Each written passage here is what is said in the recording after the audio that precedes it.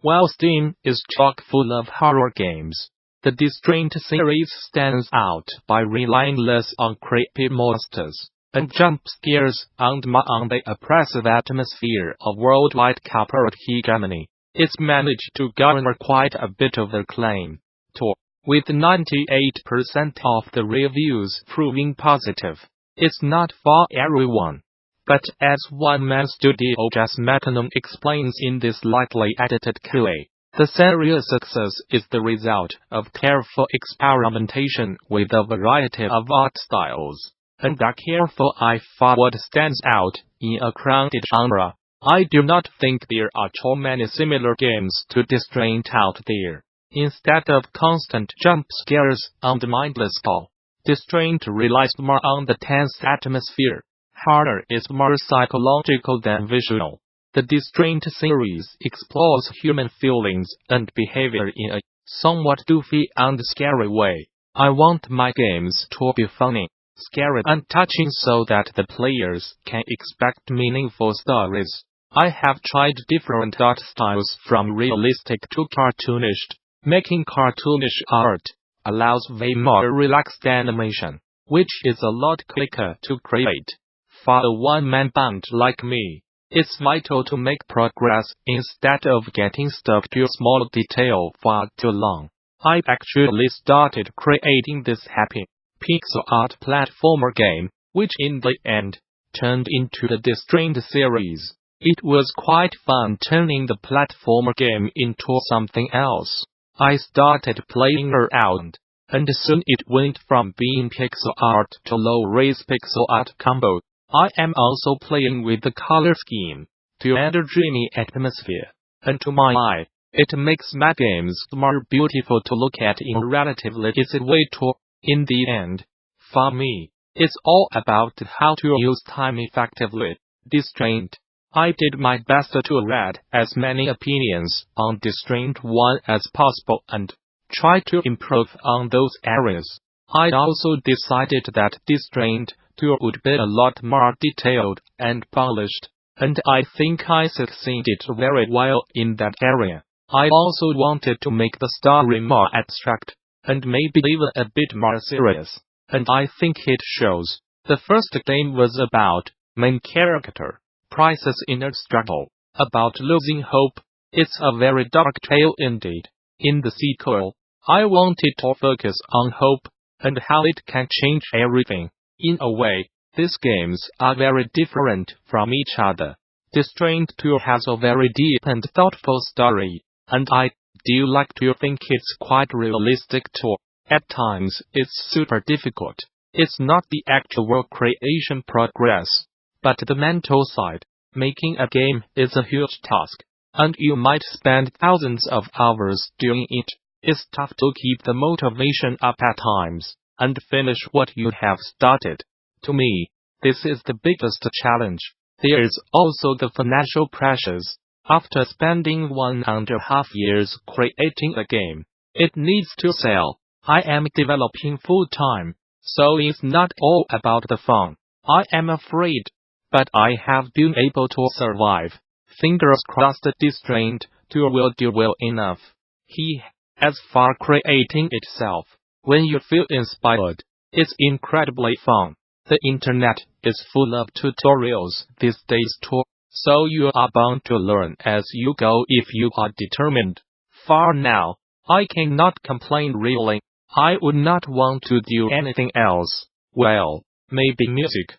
I swear this is the trickiest question people are asking. I do not have any clear inspiration, but I have noticed I am picking things here and there. I am seeing and hearing some influences from the music I listen, movies I watch, and games I played. For example, at times I get the Shining or Twin Peaks vibes when I play my games, but I rarely see this while developing. It's subconscious. I think this is a funny one. Actually, I can understand how my game might send that message, but in reality, the first game is all about Price's inner struggle. It was never about anti-corporate stuff, but to highlight Price's struggle. I wanted to add these heartless douchebag bosses that are all about the money. I wanted to create this moral money conflict. I am by no means anti-corporate person myself. But people are different, and some could react strongly in such stuff such as Mr. Price. Thanks for all the people for their support. And please stop emailing me about Distraint to Android and iOS versions. Haha, they are in the works and coming early 2019. Newsbrief.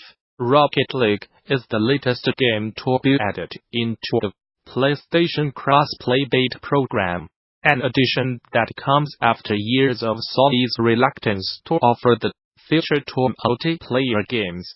Players still have the option to toggle cross-platform play on or off from Rocket League's gameplay settings, but the feature is flipped on by default. Psyonix rocket-powered spin-on soccer is just one of several games that have offered limited cross-platform playing for some time, in large part due to the fact that Sony was reluctant to let players on the PlayStation 4 team up with a match against those on competing consoles. The company changed its tone recently, and openly admitted that it took a little too long to make that decision. First allowing Epic Games, Fortnite, to let its PlayStation 4 players compete and team up with friends on X1 and Nintendo Switch, before slowly opening the feature up to other developers. Whether you are just starting out, looking for something new, or just seeing what's out there, the Gamasutra Job board is the place where game developers move ahead in their careers. Gamasutra's job board is the most diverse, most active, and most established board of its kind in the video game industry, serving companies of all sizes, from indie to AAA. Here are just some of the many positions being advertised right now. If you are a recruiter looking for talent, you can also post jobs here. Location: San Francisco, California.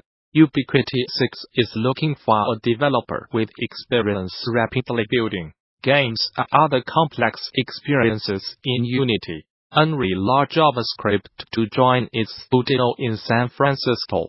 This role tasks a developer with determining engine feature needs, documenting and recording gameplay footage and feature specifications, and working with other members of the team to rapidly prototype and refine augmented reality features and prototypes. 3D experience is strongly preferred. Location: New York. New York. The lead artist will have a balance of artistic talent, technical knowledge, and leadership skills. This role is critical to the success of the division by leading key projects for the studio. Responsibilities include directing and participating in the production of all visual material, both environments and characters, being accountable for the visual quality delivered, while staying within technical limits, managing the project artistic team, which will be a mix of internal, remote and outsourcing, and working in partnership with the producer, technical lead and creative lead to hit the project objectives. Location: Marina, California.